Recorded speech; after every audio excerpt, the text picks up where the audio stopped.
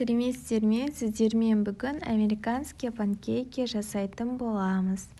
Оған керекті заттар: 2 жұмыртқа, жылы сүт, ерітілген сары май, қант, ұн және де разрыхлитель.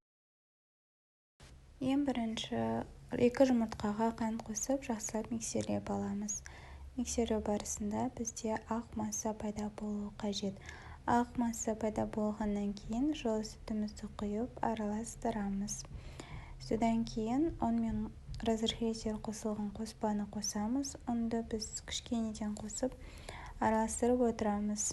Содан кейін сары майды қосамыз. Содан кейін барлық ұнды қосып араластырып осындай масса дайындайтын боламыз.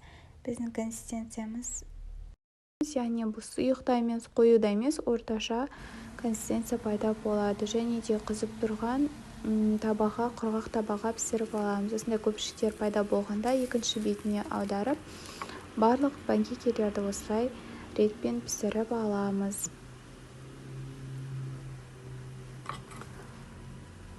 Және де осындай дәмді, өте жұмсақ панкейкилер дайын болды. Барлықтарыңызға жасауға кеңес беремін. Өте оңай және де жасалынады. Астарыңыз дәмді болсын.